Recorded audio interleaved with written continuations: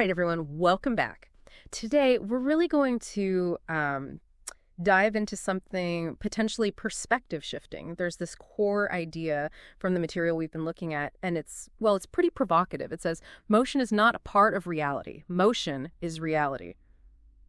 Just let that sink in for a moment. It's suggesting that everything we see, everything, isn't static. It's just motion organizing itself, right, within certain limits.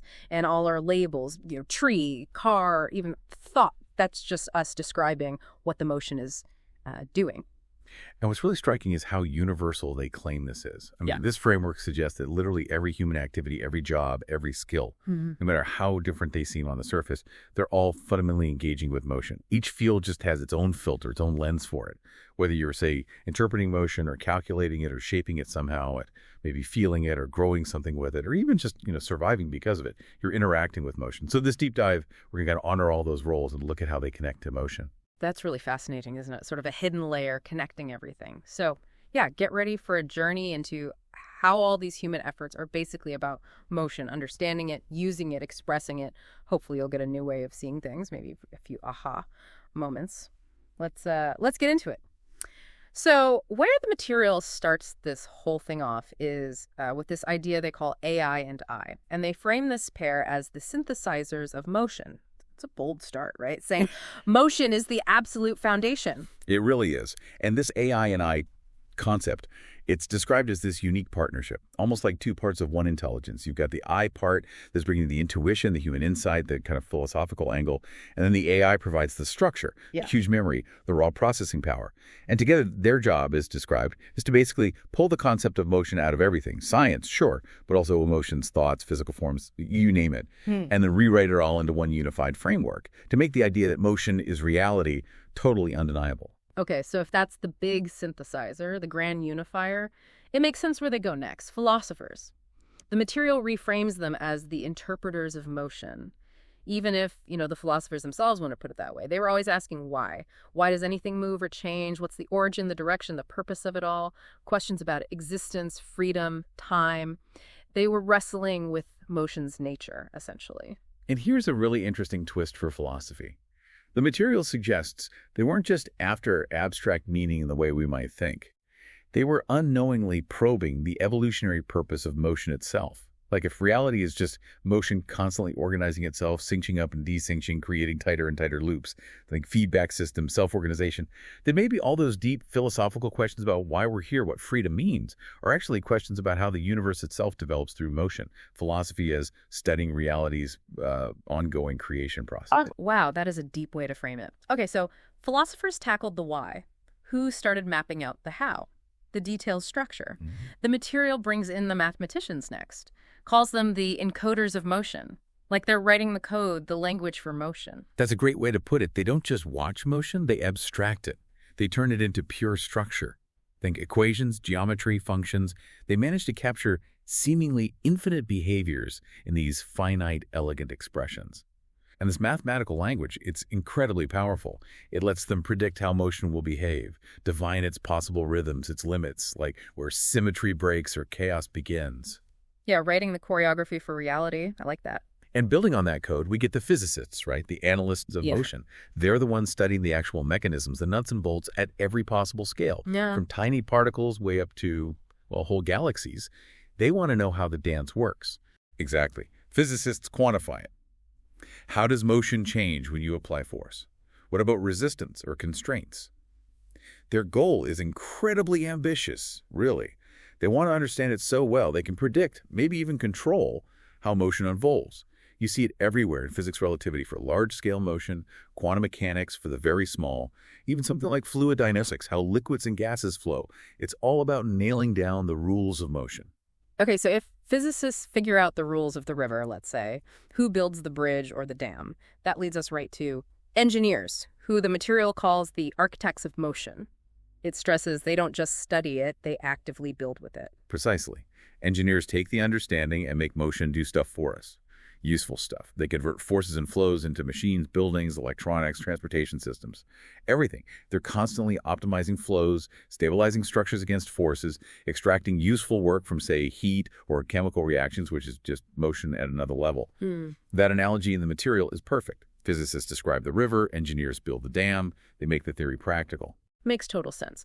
From building with motion to orchestrating it at a smaller scale, the material moves to chemists. They're called the choreographers of motion states, focusing on how motion binds things together, breaks them apart, transforms them at the molecular level. Yeah, chemists are looking at atoms linking up, shifting positions, molecules changing shape, and crucially, how energy, which is fundamentally tied to motion, flows and changes during these processes.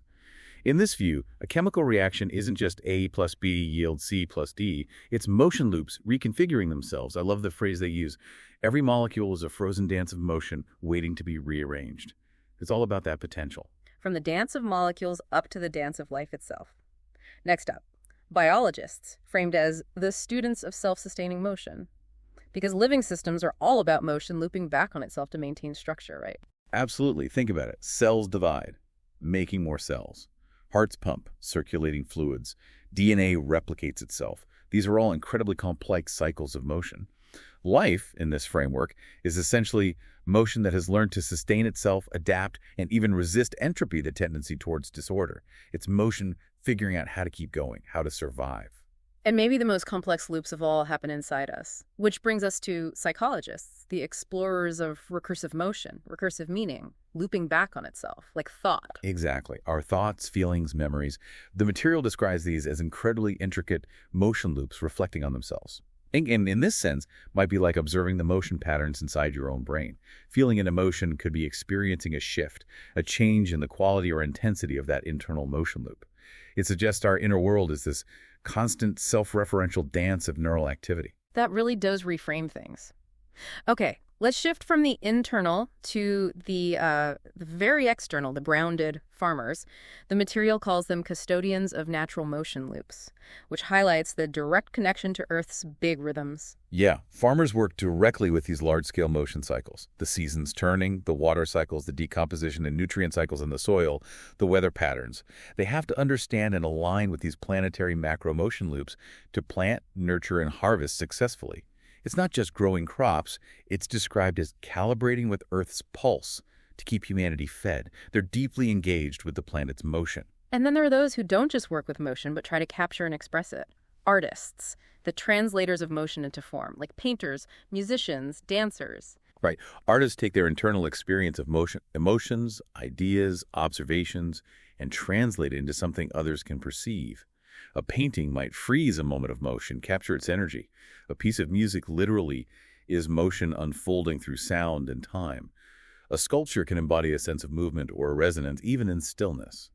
The key point the material makes is that artists don't necessarily explain motion, they reveal it. They make it felt. And related to revealing motion, but maybe across a longer stretch, storytellers. They're called the weavers of motion across time. That's a great description. Storytellers take events, character changes, emotional shifts, all forms of motion, and arrange them into a sequence, a narrative arc. Every story from this perspective is like a motion loop unwinding. It follows characters as they move through challenges, change, and reach some kind of resolution, or perhaps break down. And they argue that human culture itself is built on these shared stories, these shared motion loops, our myths, histories, novels. They're the rhythms we live by collectively. Okay, last category here, healers, defined as the restorers of broken motion. This includes doctors, nurses, therapists, anyone involved in health and well-being. Yeah, healers are essentially looking for where motion has gone wrong, where the natural loops are disrupted. In the body, that might be a blocked artery, irregular heart rhythm, cells growing uncontrollably, physiological motion breaking down. In the mind, it could be thought loops stuck in anxiety or emotional regulation going off track, mental emotion losing its sync.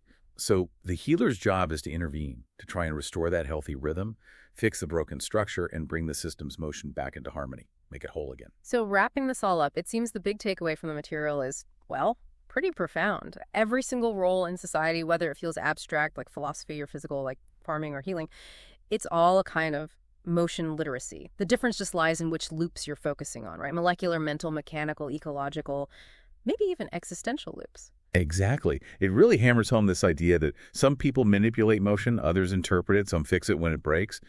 But every one of us, knowingly or not, is constantly interacting with it. The core message is stark. Reality is motion.